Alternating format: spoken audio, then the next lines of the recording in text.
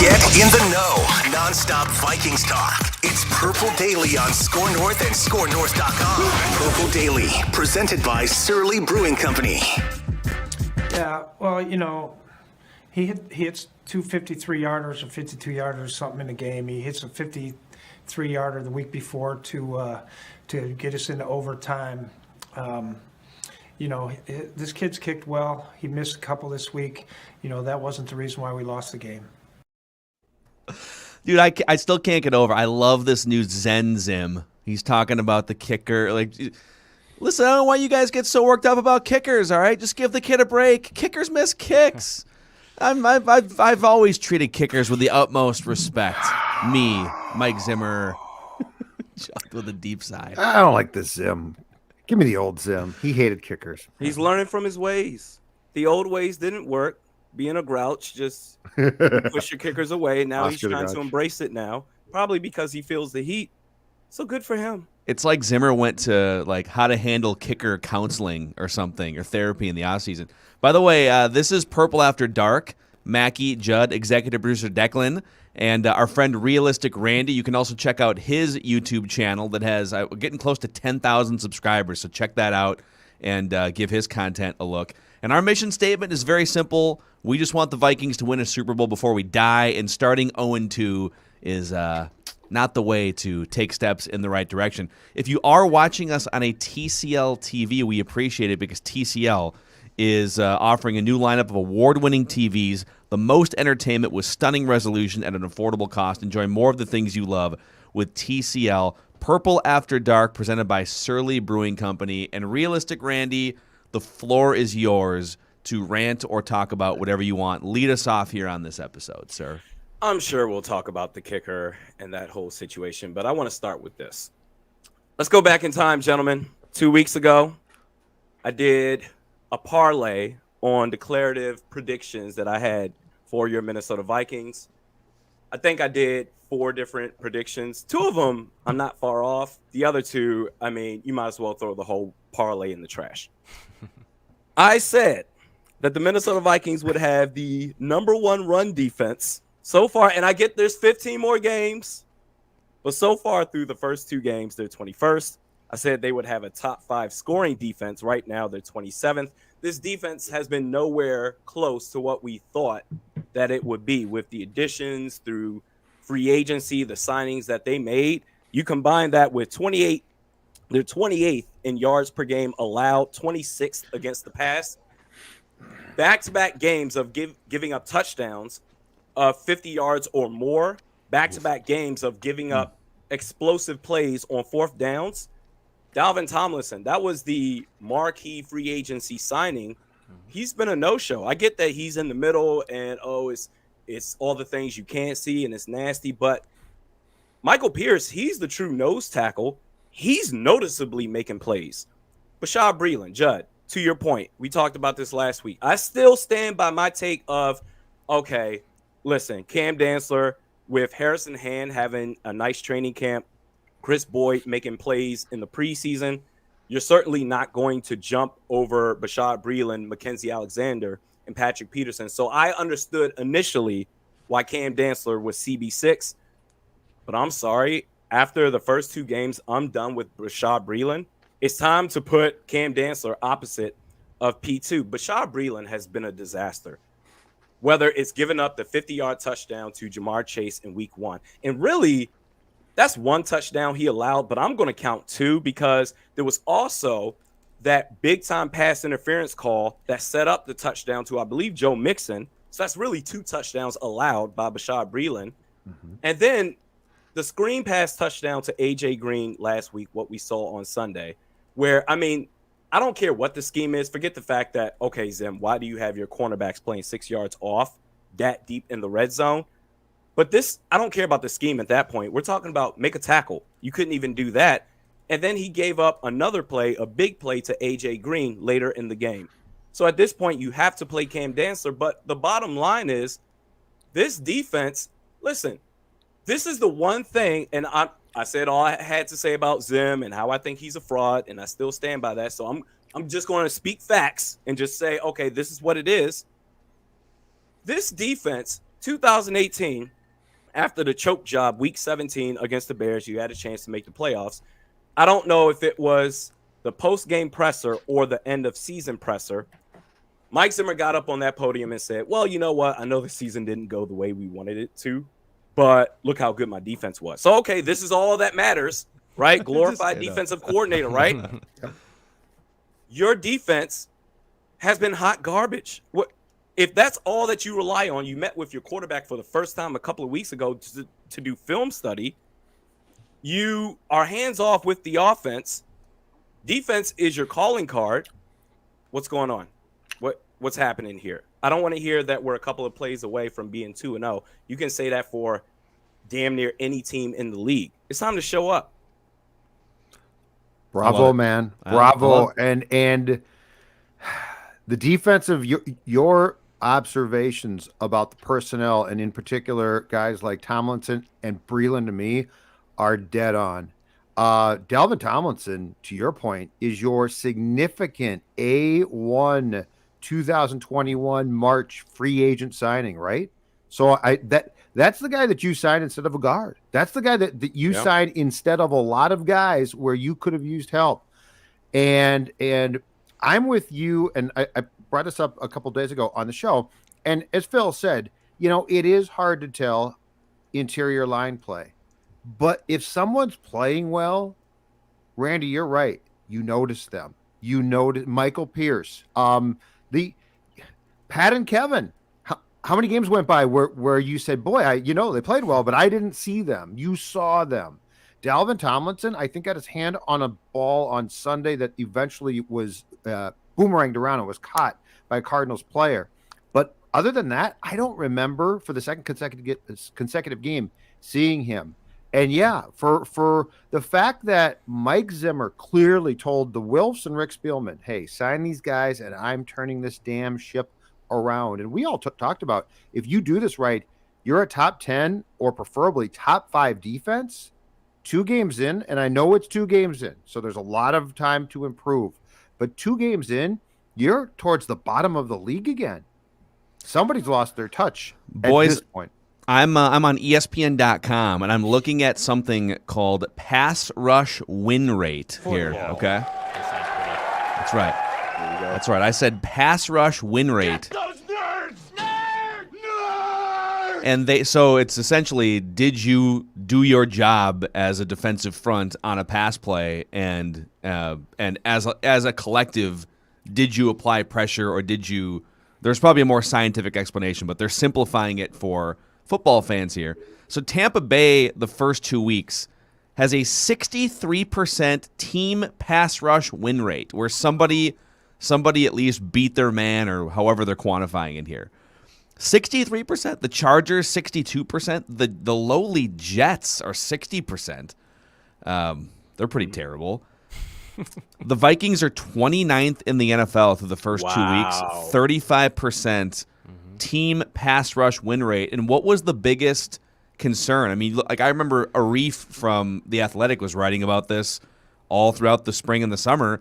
All right, it sounds good on paper. You're going to get 2 nose tackles together, and they're going to just take up a bunch of space, and it's going to be great. And, you can always put Sheldon Richardson in there if you need a boost on a passing down, right? But there was a bunch of questions about, okay, these guys both basically do the same thing. They're run stoppers first, might get a little pressure, but that's not what their main role is. And it kind of feels like it's not that the Vikings are getting no pressure, because Daniil Hunter has a handful of sacks and a bunch of pressures, but DJ Wanham is not a big pressure guy on the other side of the line of scrimmage. Dalvin Tomlinson isn't a big pressure guy. So where's the pressure coming from in these first 2 games? I know there's a couple sacks here and there, but by and large, it's been way too easy for Joe Burrow and Kyler Murray to just sort of do what they want. Kyler Murray can escape pressure, too. Sure. That's the problem with guys like him and Russell Wilson this weekend. Well, I thought that 3 of your 4 starting defensive linemen would be legit. I thought they would be straight. And to go off of what you said about Daniil Hunter, that was one of my parlays where I said Daniil Hunter would win NFL Comeback Player of the Year. We'll find out at the end of the year. But He's on track. He's on track. second in sacks behind Chandler Jones. Mm-hmm. Okay, so he's on track to do that. But Dalvin Tomlinson and DJ Wonnum, I always was just saying I think he should start ahead of Stephen Weatherly. Give this guy a chance. But he's the guy that clearly, okay, if there's one weak link on this defensive line, it's going to be Wonnum. But Dalvin Tomlinson, I mean, you were supposed to have consistent pressure up the middle of your defensive line, and you really don't have that unless Michael Pierce is doing that. And he's supposed to be the nose tackle that frees up guys like Dalvin Tomlinson. So unless you're going to send blitz packages with a guy like Nick Vigil, who he has been – we have talked about Dalvin Tomlinson. He's the marquee free agent signing. I think Nick Vigil, lo and behold, he was the one guy that said, all right, here's this guy. He's going to be the third linebacker, but he might really be the biggest return on investment for the Vikings from this free agency period. And Xavier Woods is off to a good start, too. He's off to a good start, too. Those are your two guys so far. But I guess the one thing I will say to that is, going back on Nick Vigil, is that the thing with Mike Zimmer is the pride factor. I talked about how he loves his first draft pick, Anthony Barr, assuming that he's healthy again and he gets back. Nick Vigil, as well as he has played, I'm firmly expecting Mike Zimmer to say, okay, we're going to relegate you, Nick Vigil, to the third linebacker spot, which means we're only going to see him in 4-3 sets, which means we're barely going to see him at all. So as far as the pressure, where is that going to come from? Your nose tackle and Danielle Hunter, it's going to be a long season if that's the case. And don't confuse, to me, individuals' success, because there are some players on this defense individually who are going to be good. We can't confuse that with overall team success defensively, which this team has had in the past, not of late, though. So to me, Kendricks can be great. He's a fantastic player. Hunter, same thing. There are going to be guys that excel, and I feel like some fans are going to glom on to that and be like, yeah, but look at how well so-and-so is playing. Okay, but if the entire thing is not going well, here's the other thing, and he didn't grade well on Sunday, and I haven't heard it talked about much, you guys, and I feel like it's taboo in this town, but it's time to broach it here on Purple After Dark. Greg Joseph, yeah, he did not grade well at all on Sunday. No, veteran just signed a new contract, beloved in the state of Minnesota, a Golden Domer. Harrison Smith's not off to a good start. Harrison Smith is not off to a good start. He did not have a good grade on Sunday. And I don't know, the weird thing, and this is what's hard to tell, I don't know if he's not being put in a position to succeed, if the schematic's not working for him, or if there's been a drop-off, and it's 2 games in. But I've seen him more so than ever react to plays instead of be in front of plays. Yeah, it's I go back and forth because I think it's really hard to gauge a defensive performance against Kyler Murray. Mm-hmm. And also, it's only been 2 weeks, and the Vikings defensively, I mean, they made this bed themselves, so they don't get to play this card that I'm about to play for them. It's a bunch of dudes who've never really played together before. Xavier Woods and Harrison Smith have never played together before, and then the 2 cornerbacks that are starting, like, it's all new. And, you know, Judd and I talked about this last week too. They probably need another, 3 to 4 weeks to gel before they peak defensively or start peaking, but they might not have that much time. I'm sorry, you don't get the luxury of just trying to figure it out for 6 weeks when you got Kyler Murray, Russell Wilson, and Kevin Stefanski on the horizon on your schedule. So I'm not ready to say that Harrison Smith is going over an age cliff yet based on the first 2 weeks and based on playing Kyler Murray, but it's probably something to keep an eye on. I mean, he's definitely at that age where guys start to erode, and he just signed a huge contract. He's been amazing to this point, but it's probably something to keep an eye on. Yeah. I'm not ready to say that either. I think based off of what I've seen is that it's schematically speaking. There are so many times where Zimmer has Harrison Smith just run up to the line of scrimmage and then chase back. Oh, it's a fake blitz. He's going to chase back and drop into zone. Well, going back to the back-to-back plays of explosive 4th down plays by the opposing offenses, this is kind of a bigger picture speaking here, but the way this defense operates, And this is even going beyond just these first 2 games of this season. This, quite honestly, has been the case for the last couple of years.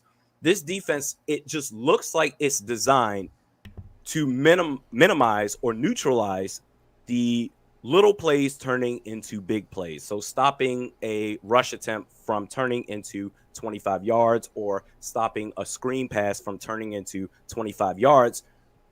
But what I've seen is that if the offense simply says, we're just going to outright go for the explosive play for the deep passing attack, that's where they have had the most success on Mike Zimmer's defense. So I think putting Harrison Smith and doing all this back and forth, especially with a guy like Kyler Murray, who isn't afraid to go deep, I don't think Harrison Smith is losing a step at all. I think it's a scheme. And keep in mind, too, Bashaud Breeland this was, I believe, reported before Monday night's game. And look, the Lions looked like the Lions by the second half of that Packers game. But Cam Dantzler ranked dead last among NFL cornerbacks in terms of grades from Pro Football Focus through the first 2 weeks. So How many snaps has he played so far? I would say a pretty healthy amount, right? The first Cam 2 weeks. Dantzler? Or excuse No, me, he Bashaud hasn't. Breeland. Excuse Bashaud me. Breeland. Bashaud Oh, yeah, Breeland. yeah, yeah. Oh, yeah, no. Dantzler That makes ranked sense. How much Kirill Kaprizov ranked. Russian vodka have you drank so far? Too much. Yeah, too much. I Bashaud could buy Breeland- that on Bashaud Breeland. Yeah, Breeland, Breeland, you're that 100% makes right. My bad. Yeah, Yeah. it's Bashaud terrible. Breeland ranks dead last. So And that- how I'm much sure is that hurts that? Harrison. Yeah, how much is that Yeah. also then limiting Harrison Smith? I'm when just saying- Yeah, go ahead. I'm just saying that Smith shouldn't. When he doesn't look good, something's wrong somewhere. It might not be him, but if the scheme's It's not not him. right, and also for the second consecutive week on his podcast, Pat P talked about the fact that the PFF grades on him personally, that this is actually funny, are wildly off. And he said that he gave up. He's like, not my fault, guys. He did. Ain't my fault. But that's exactly what he says. He spends the podcast basically complaining about the grading and how they don't know what their scheme is, which they don't.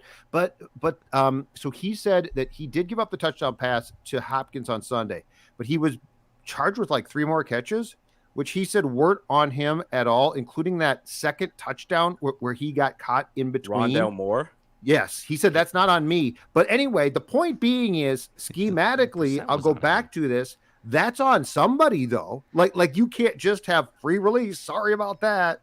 So that's on somebody. So what I'm curious about, and of course he doesn't talk about this, is who's really to blame? Because something from somewhere is going wrong. Like you can't just be like, well, touchdowns happen. I'm kind of in on like Vikings players having their own podcast to bitch about Pro Football Focus and each other. Like if they lose to Plenty the of NFL Seahawks, players do it too. it's gonna be- Pro Football like- Focus. What do they know? That's what. Well, but the funny thing about that, I mean, this is way inside ball, but like when players complain about Pro Football Focus and well, they don't really know what they're looking at, and like almost every team in the NFL pays huge sums of money for Pro Football Focus to do consulting for them and to help them grade their own players and stuff. It's kind of funny. It's like, oh, the Vikings are actually probably using Pro Football Focus to help determine whether they should sign Patrick Peterson in the first place. So, anyway. Well, that touchdown he gave up to DeAndre Hopkins. I mean, Kyler Murray, he bought himself so much time. And yes, he kind of just had a brain fart and kind of let DeAndre Hopkins go. He was focused on the quarterback. Mm-hmm. That touchdown to Rondell Moore, no one was in coverage. There was no one there. Correct. I think that's coaching. Why was no one there in that area to at least make the tackle? If he's going to catch the ball, whatever, okay, fine. No one's there to even make a tackle. That's coaching. That's what I'm saying is forget the fact, stop trying. If I'm an opposing offense, I'm not going for these 5-yard slants or whatever. Based on what I've seen from Mike Zimmer's defense the last couple of years, I'm just going to air it out. Just go for the goal. Go deep touchdown pass and make it happen. And the opposing offenses, they've had much success doing that. But Patrick Peterson, besides that touchdown, I thought he was relatively okay. To your general point about Mike Zimmer, you know, that you started the show off with here. And by the way, if you're just joining us, if you're hanging out with us live on the Purple Daily YouTube channel or Score North Twitter or Facebook, this is Purple After Dark. Phil Mackey, Judd Zulgad, Declan Goff, and Realistic Randy is our guest every Tuesday hanging out with us here, presented by Surly Brewing Company. You know, if you've got a head coach that, you know, is all in on defense, and the defense has been very mediocre to awful the last couple of seasons. And he has very little to do with, I mean, he's outsourced offense. He has really no meaningful relationship with the quarterback. He's not a great end-of-half strategist or schemer or clock manager. I mean, he's ordering squib kicks with 25 seconds left with one of the longest-legged kickers in NFL history, ready to kick a 62-yarder. It's like, if your defense isn't top 10 and amazing, what is the point of doing this anymore? You know, and I'm not a call for heads guy here, but it's like, dude, your defense needs to be really good this season, or it doesn't offset the other things that you're not paying attention to.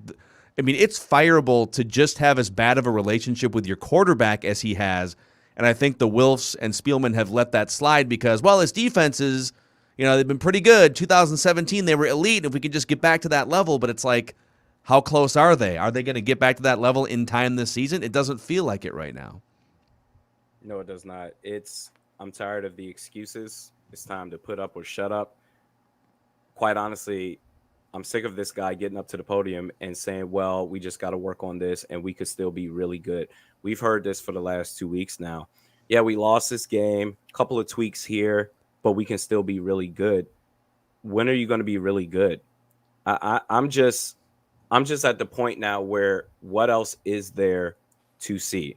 Whether it's, okay, the defense was good 4 years ago, or, okay, if we let him go, who do we replace him with? Well, we had Brad Childress, we had Leslie Frazier, we had these head coaches that weren't great, we're too afraid. It's just, this guy has done nothing. That is the bottom line. As a head coach, this guy has done nothing to warrant saying, okay, it's my way or the highway. This is my team. We're going to win games. It'd be one thing if it produced results, but it's not. I'm just flabbergasted that he's gotten this far in his head coaching career. And it's not even, I feel like I'm being fair here. I'm not saying go out and win a championship. Too many things can happen. I'm just simply saying I'm sick of seeing this team go out there in important games after starting 0-1 against Cincinnati. This is an important game against Arizona. And I mean, both ways that you ended both halves, where you do what you call, and I don't care that Clint Kubiak is the offensive coordinator, he's following your leadership. A minute left, you're at midfield, you call back-to-back run plays with one timeout remaining, you drain 25 seconds left. They were playing for a field goal that entire time. Mm-hmm. And then with 41 seconds left at the end, damn near at the end of the second half, KJ Osborne, he makes the catch, and we're good.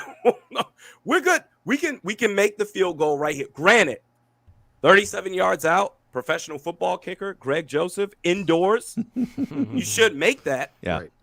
But, I mean, why would you not try to inch closer and get as close as you can instead of settling? This coach, he coaches not to lose instead of coaching to win.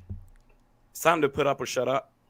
Yeah, so I think the source of frustration too, and it makes sense internally, is this. If the shoe was on the other foot and the offense was scuffling, and like the defense is now, or just downright struggling, Mike's patience there would be zero. Like, he'd be talking about it. He'd be talking about what they're not doing right. He'd be talking about the play calling to, call back when Flip was here. He'd be talking about Kirk Cousins. There would be something that he would address directly. What he wouldn't be saying is, well, we're doing a lot of good things, and I'm sure we'll turn this thing around. But when it comes to his defense, that's exactly what he says. And to go through the stats like we have on this show, if those stats were offensive stats and this team sat at 0-2, Mike Zimmer would not be this patient. And I think that frustrates a lot of people, players, probably executives as well, perhaps all the way up the food chain, that because it's his pride and joy, he's going to defend it and make excuses and tell you it's going to get fixed and he's positive. But they know damn well that if that was Cousins and the offense, that he'd be singing a very different tune. And I'm curious, if they lose on Sunday The only thing I think that would get him fired after, let's say, 4 games or 5 games would be a sense from the Wilfs that they have the opportunity still to win, that this team's too good to be 0-5, 0-4, and that there is a chance to make a playoff run with a different voice, a different coach, and that getting Mike out the door would help. That would be the only way I think that they would make a change. But I wouldn't put it past these guys to potentially, from the Wilfs' point of view, to potentially think that. So I think here's my theory on his job security throughout this season.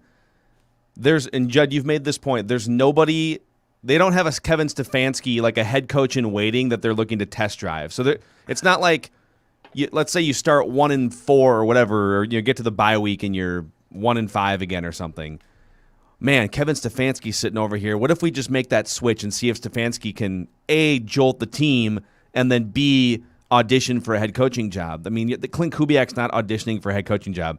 Adam Zimmer is not going to, after his dad would potentially get fired, is not auditioning for a head coaching job. So that's out the window.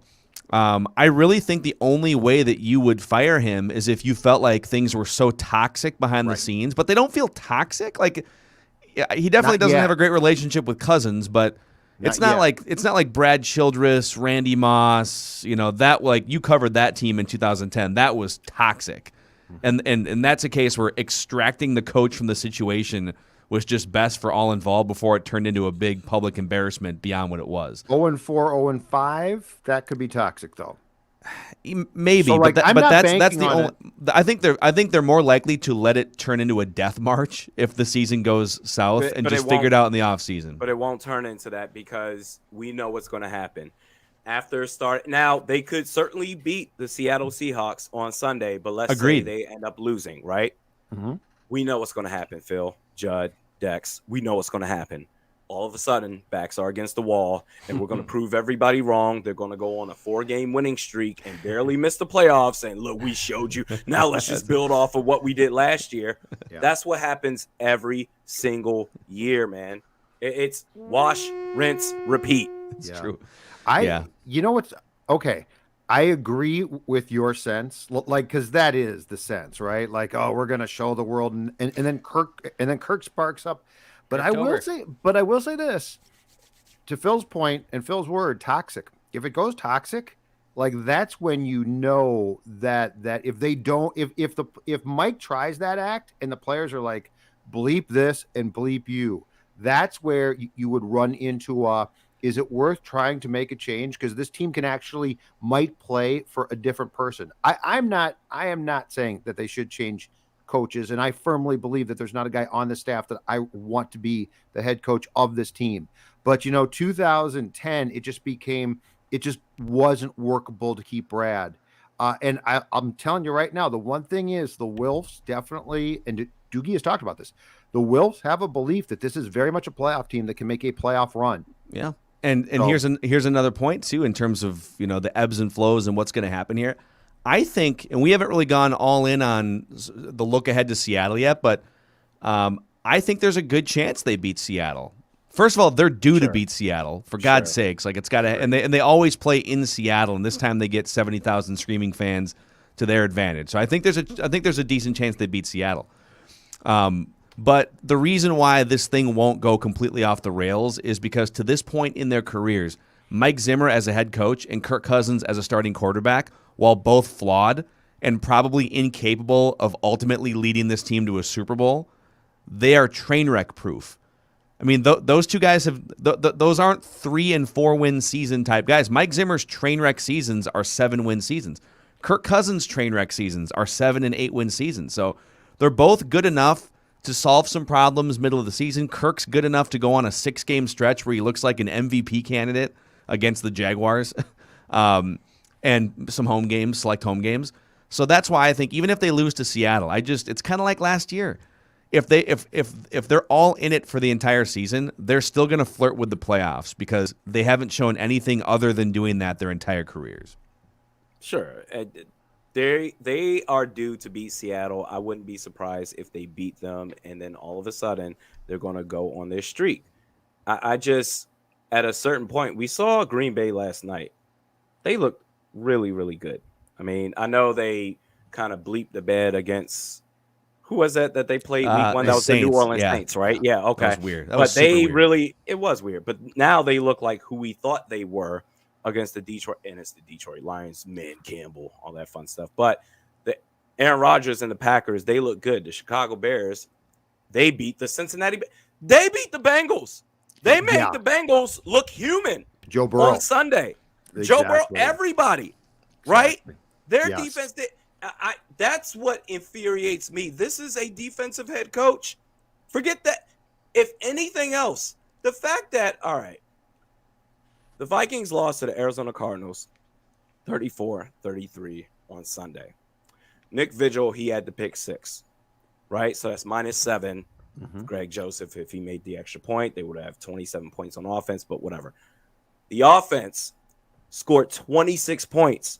If this defense, if you have a defensive head coach, and I don't care who you play, I don't care. If you are hands off on offense, and I'm a defensive head coach, and this is what I do, if the offense spots you 26 points, you should win the game. You really should. And I just feel like we're in this situation again compared to 2020. The difference is, so far in 2021, no one's injured except Anthony Barr, which Nick Vigil, I think he's doing a fine job replacing. By the way, Nick Vigil is better than Anthony Barr, straight up 100%. I don't know if we want to have that conversation right now, but no one's injured really compared to 2020, but it's the same situation to where this offense is going to have to carry this team. This defense is towards the bottom of the league. This offense can carry the team if given the right keys and the right empowerment. You know, I think what gets me is this offense is amazing at play action. It's documented. Kirk Cousins is one of the and I'm going to use the word elite here. He's one of the elite play action quarterbacks in the NFL as a Viking, and even going back to his Washington career. And I want to say they've dropped back like 75 times this year. They've only run 15 or 16 play action passes. Now I get that they're in second and long, third and long a lot in that first game, and you know you're not going to be able to run. You're not going to run it 60 times out of 70 dropbacks. But why are they not leaning into the things that Kirk Cousins is great at? Right. I think it's awesome that DJ Wanham has stepped up and emerged as a third wide receiver immediately. I mean, he's not just like a third wide receiver that can. What did I say? DJ Wanham? DJ Wanham, yeah. Sorry. KJ Osborne. Sorry. just out of nowhere. Okay, sorry. Big man I've runs gotten into the Kirill Kaprizov vodka as well tonight. Okay. So Sorry. KJ Osborne has emerged as a legitimate third wide receiver, and that's fun to watch. But I'm with you. This offense, if the training wheels were taken off of it a little bit more often in certain situations, or if they decided in the second half that they would throttle down instead of, for whatever reason, getting conservative, and Kirk Cousins goes into a shell in the third quarter, like they could score 30-plus points pretty much whenever they want to, I think. But I guess we'll see. I feel like on Sunday too, and I have no idea if a call was made to the ranch in Houston to talk to the old man or not. The scripted plays on Sunday were phenomenal. They were like, oh my God, this is, I mean, the shot to Osborne, how long have we been calling for that? Like, you know, play action, delve, and shot down the field. And by the way, once again, credit Kirk Cousins, you can throw that ball really well, better than most. But then we got into the second half, and the script was gone, and we couldn't call probably dad at all. And it dipped off a bit. And the one thing I love about the sport is the dissection of individual drives and things like that. What would this conversation be like if the second to last drive by the Vikings, if the Cardinals hadn't goofed up their last drive, which was a terrible, it was not a drive. I think it was 3 plays and out. What would our conversation be like if that second to last drive was the Vikings' last time touching the ball? Because the missed field goal drive was really impressive. I really thought that was a lot. When they checked down on 3rd and 7 with the game on line to Amir Abdullah, who was really but that's on Cousins at that point. Right, but I'm just saying, like, our conversation would be a very different conversation. Because that last drive that unfortunately concluded with the missed field goal was a really effective, good drive offensively. The check down to Amir Abdullah made me want to vomit. Yeah. And going to, all right, let's talk about kickers for a second here. Greg Joseph. And I actually will defend Zimmer in saying that I think it's nice that he's adapted to changing his ways and saying, I'm going to defend this guy. Because the old way was not working. I will say this. I blame two people for the kicking issues. Number one, Greg Joseph. You're a kicker in the NFL, 37 yards out, indoors. You should make the kick. The second person that I blame is Rick Spielman. So just to make sure we understand each other here, I became a fan in 2000. I wasn't around for the Gary Anderson trauma in 98. I actually grew up, as far as what I remember my earliest years rooting for this team, I grew up with Ryan Longwell. I was chilling, fat and happy. Just, this guy's, he's cool. Dude, he was money. He was money. Great. Same thing, different sizes. But yes, timeline-wise, same thing, Randy. He was great. Yeah. Blair Walsh came along, and long before Wyatt left, I've been doing this. I don't know if I've done my YouTube channel this long, but I know I did SoundCloud before that for 5 years, whatever. Long before Wyatt left, I said, this dude is going to cost us some games. Blair Walsh, he was a disaster. Kai Forbath came along not that long after, and that was the one guy where I said, you know what? Yep. He's going to goof up. He's going to miss some extra points, but when you really need him to make a clutch kick, he will deliver. And Judd, let me ask you something. This isn't rhetorical. This is a literal question that I'm asking you right now. I'm only saying this as someone that has followed this team for 21 years. You followed this team longer than I have. The Minneapolis Miracle, the 53-yarder by Kai Forbath. Yes. Was that not the biggest kick made in the history of this franchise? At least for me in 21 years it was. It's one of them for sure. So, okay, we understand that. Yep. And right after that season, Rick Spielman, he couldn't get rid of Kai Forbath quick enough. You drafted, we're going to get the sexy leg from the SEC, yep. Daniel Carlson. And we knew good and well. We had Kai Forbath and Daniel Carlson that preseason, and Rick Spielman, that Minnesota Vikings team, they were waiting to swoop in like kids playing double dutch in recess. Just we're waiting for that one miss in the preseason. Kai Forbath made that one miss, and you know what? Thank you for all that you've done. We're moving on with Daniel Carlson.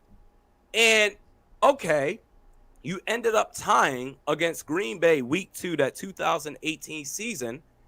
And week 17, you could have beat the Bears to make the playoffs, but you didn't. But, okay, going back to the main point, last week, Judd, you harped on this a little bit. You said when they brought in Kirk Cousins that it wasn't about rebuilding and figuring things out. This was the missing piece to be a championship contender. This is universally known, right?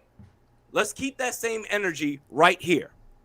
Forget the Vikings. Forget any other team in the league. A team that feels like they are going to make a deep playoff run, they're going to be championship contenders. What's the better situation? A kicker that has been reliable, that can deliver when you need him to do it most, or a rookie kicker? Obviously, you're going to go with door number 1, right? Door number 2, that's ridiculous. But that's what the Vikings did. So ever since then, the kicking situation, it's been a circus. It's been a train wreck. So right now, this is on not only Greg Joseph, but Rick Spielman, because he's still been trying to figure it out. Rick Spielman is the one guy in the world that will buy a Tesla and sit there and say, I could drive this as a car, but I'm going to use it as a skateboard. It makes no sense. But that's what he did. I blame Greg Joseph and Rick Spielman. It's on you, bro. The Kai Forbath thing is weird, all right? And I want to take you guys down that path in a second. We got to say thank you and a shout out to our friends at Surly Brewing Company. Judd, are you? What are you? What's the over under? 3.5 tonight? Are we over or under? Can't talk about it right now, but let's just say that we have been into a few this evening while watching Twins and Cubs, and that went 4 hours plus. So do your own math. Yes, Minnesota's favorite IPA. Surly is fantastic. My personal favorite, of course, the IPA, the Furious. It's the beer that revolutionized Minnesota craft beer. Don't settle. Get surly. Get surly about Vikings kickers. Get surly and be happy when you drink the beer. A shout out to Federated Mutual Insurance Company. They've been around for over 100 years helping business owners in the state of Minnesota. And what they specialize in is risk management. They're like your offensive line.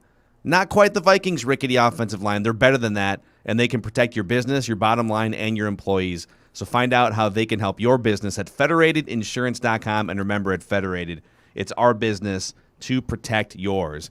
So Kai Forbath, after spending those 2 years with the Vikings in 16 and 17, he bounced around to Jacksonville for a year, and then he was with Dallas for like half a season. He kicked a game in New England. Then he went to the Rams in 2020 for 2 games. So basically, he makes that money kick in the Minneapolis Miracle game. And I agree. That's probably the most clutch, best kick in the history of Vikings football. And the entire league, not just the Vikings, looked at him and was like, I think he's only kicked in 9 NFL games since the Minneapolis Miracle across 2018, 19, and 20. And he's been fairly accurate. Like, he doesn't miss a lot of field goals under 50 yards. The biggest issue with him is he doesn't have a huge leg. Right. He doesn't make a lot of kicks beyond 50 yards. I don't care. You should be going for it more often than not when you're between like the 35 and the 50-yard line. Give me a guy. You mentioned Ryan Longwell, Randy. Ryan Longwell was not a big-legged guy that was going to kick. He's not Matt Prater. You're not going to line him up for a 61-yard field goal. You shouldn't be doing that very often anyways. If you're going to make your kicks regularly from inside 50 yards and you're not going to have your pulse, coming through the skin of your neck because you're nervous in big situations, then you can be my kicker. Now, he did miss 5 extra points out of 39 attempts in 2017 for the Vikings. That was bad. He missed 3 the year before, so I think missing those extra points was bad.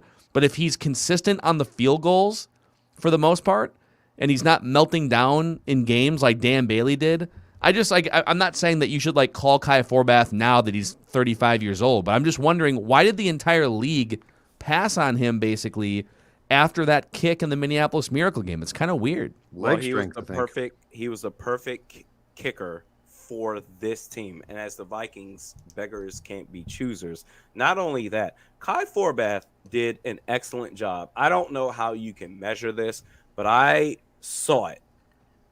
If he would miss a kick, Blair Walsh, if he missed the kick, he was done the rest of the game. Yeah. He was finished. He just mentally gone. And actually, he would carry it with him the following game.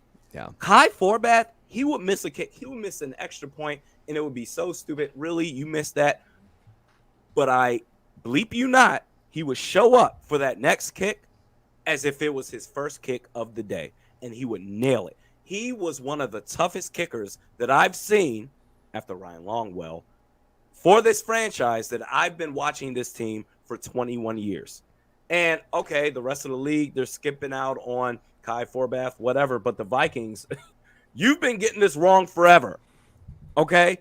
Why would you go into the 2018 season believing that you're a championship contender relying on a rookie kicker? I know that Daniel Carlson now, he's fantastic, and, okay, who's to say if you were to nurture him that he wouldn't be that same guy with us, but we're talking about a head coach that didn't have the patience for a kicker.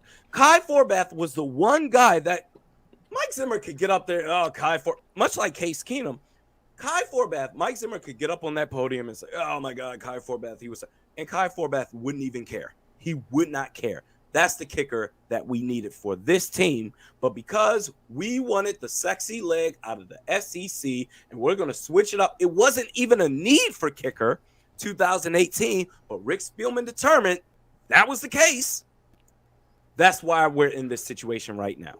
And the mistake about that was the fact that Rick went out and shopped for Carlson without consulting the guy that runs the team on the sideline. That's the one weird thing. So I think in the eventual obituary of the relationship between Spielman and Zimmer, it's going to be a very interesting thing, because I think one of the biggest flaws is that there's no question that Mike has a huge say in getting defensive players. So like if Rick goes out and signs a guy or trades for a guy on defense, that's got Mike's fingerprints all over it. But when you look at special teams and when you look at offense, that's Rick going out and getting guys. And I'm not saying they don't talk about it, but I'll always go back to the clip that Phil played months ago now, where, in the combine in the February of 2018, before Kirk Cousins was signed as a free agent, Zimmer, fully knowing that they were about to pull the trigger on that, basically did a soliloquy on why you don't want to pay a quarterback so much that it handicaps. And Daniel Carlson. And I remember they drafted Carlson in the 5th round. And I immediately said, what are you doing drafting a college kicker for this coach? Like it's not, it doesn't. They were right about him, by the way. It doesn't, right, but they were wrong about who they gave him to. Would they have developed him into what he is now? And they dropped their kid off at a daycare place that they had paid that they had done chain smoking that they had done no research on. Just go out back, kid, and hope it worked. I mean, Daniel Carlson has go make your own lunch. Daniel Carlson has developed under John Gruden. John Gruden has done a better job of somehow being patient. But my point is, defensively, there's no question. Zimmer's fingerprints are all over everyone who walks in that door. Outside of that, though, and this gets back to him being a defensive coordinator, really. Outside of that, though, Rick sort of just is like, I'm going to go do this and do that. And Mike's like, I don't know about that. And Rick's like, I'll do it. That's what makes this so maddening at times, to have a coach and to have a relationship there that's really not about the entire football team. Somebody commented earlier, how has this just devolved into Kai Forbath vent line, basically? Yeah, I don't know. This is what happens when you follow the Vikings for as long as we all have. It's like you just bitch about kickers. That's pretty much it, man. Can't beat Pete. I would have 6 Surleys deep or 0 Surleys deep. 0 chance of making a 37-yard field goal. I never said I could kick a field goal. I'm just saying if people are paid to kick field goals, we can talk about it. 100%. Yeah. The base minimum for an NFL player, the minimum salary is what, $500,000? Yeah, if you're out there on that field, you better make that damn kick. No question. 37 yards out. And of course, if he makes the 37, if Greg Joseph makes the 37-yarder, a lot of this conversation is different. But that's the NFL. That's how it works. If somebody doesn't do their job, it then opens up criticism for a lot of other people for why the Vikings were in that spot. If you're watching this right now on the Purple Daily YouTube channel, thank you guys. And if you could click the subscribe button and also click the like button, it'll help spread the word about this show. And go tell a couple friends about Purple Daily, and also Realistic Randy. Go check out his YouTube channel as well. Boys, any final thoughts here? Let's start with Randy. Go around the room. Final thoughts here as we basically say goodbye to the debacle that was the end of week 2 and say hello to the Seahawks game on the horizon here, Randy. The Vikings will beat the Seahawks, and Mike Zimmer will say, I told you so. You didn't believe in us. Look at you now. Don't you feel dumb? This is the master plan that I had all along, to make you believe that we wouldn't be competitive and that we wouldn't be championship contenders. I like coming back from an 0-2 start to finish and say, look at us now. That's what's going to happen. They're going to beat the Seahawks. Yeah. Rope-a-dope. You like how that tastes? That's what we're going to hear. Yeah. You like that? You like how that tastes? Declan, where are you at here between these games going into week 3? Well, I know we said on Vent Line, especially because the Seahawks lost in pretty brutal fashion, too, on Sunday, that they're going to come in pissed off. I think you have the case that the Vikings should be way more pissed off going into this game than Seattle ever is. You're 0-2. There's a very good case you should be 2-0. We've seen the win probability swings on those last 2 plays of the game, basically, for the Vikings. They should be 2-0. They're 0-2 right now. They're going to be way more pissed off than Seattle is. I don't know if that equates to a win, but they're going to come in with their hair on fire. They got 67,000 people at US Bank Stadium. They're going to be pissed off, ready to play, and I'm excited to see what happens. Judley. I love this game, and here's why. They are basically going to play Kyler Murray with a PhD aka Russell Wilson. And the second half, Very good, very good. He's got Russell Wilson's got his doctorate in scrambling and keeping plays alive. and Kyler Murray is still undergrad. Russell Wilson is off to a statistically phenomenal start. And if the Vikings defense, especially the defensive line, can contain Wilson like they did Kyler Murray much more in the second half, I think they'll be in good shape and can win. If it's a repeat of the first half, Seattle's going to score points because the Vikings did a nice job of adjusting and coming out in the second half. And, if you keep Kyler Murray contained or Russell contained, you've got a chance. But if they start scrambling and you're chasing them and missing them, it's going to be a problem. So I really think if they can replicate what they did in the second half against the Cardinals, much more against Wilson, they're going to give themselves a chance defensively to at least slow them down, because the crowd noise will impact this game, but Russell Wilson's not going to freak out and completely lose his bleep, which some quarterbacks who will come in here will do. This is going to be a super fun game. This is going to be, I think, another shootout. I think it's going to be similar in terms of score to what we saw last week. I don't think Seattle's defense is going to be able to hold the Vikings under 27 or 30 points. But I also don't think the Vikings defense and secondary is ready to hold the Seahawks under 27 or 30 points. So this is going to come down to, can you get a strip sack of Russell Wilson, or will Kirk Cousins throw an intercept? Like something colossal is going to happen midway through the fourth quarter to sway this game, and it just depends. Is it going to be in favor of the Vikings? I would feel better about this game if the Seahawks didn't lose in dramatic fashion and melt down last week to the Titans. They blew a 2-touchdown lead in the fourth quarter of the Titans, and then they wound up losing in overtime. And it just kind of feels like they're going to go back to the drawing board with some smart people and Russell Wilson and come back ready to make up for it. So as mad as the Vikings probably are starting 0-2, the Seahawks might be equally mad blowing that game that should have had them 2-0.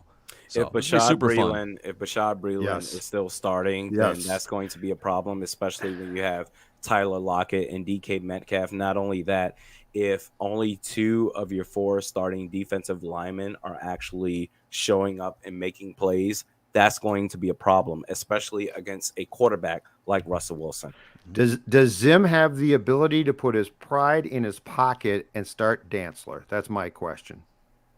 Yeah, I think by activating him and putting him in the game last week, I think that's an important I think what's done is done now. But I think that was because, if I'm not mistaken, Breeland got hurt in that game, so Dantzler had no choice but to play. But maybe that was too. But assuming that both Dantzler and Breeland are both healthy, are you going to make the call and say, okay, Dantzler over Breeland? We'll see.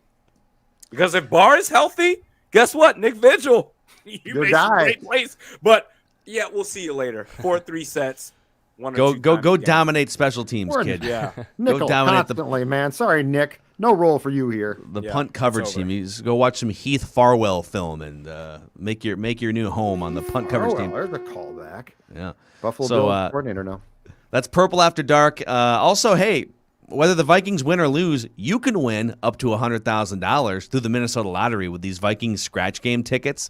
So there's a $5 game that can win you up to $100,000, a $2 game that can win you up to $15,000. And if you don't win, well, you can win secondary prizes like Vikings tickets and other cool swag and merchandise. Just say, I'm in to Vikings scratch game tickets from the Minnesota Lottery. Must be 18 or older to play. You got a little red wine in there to finish up, Randy?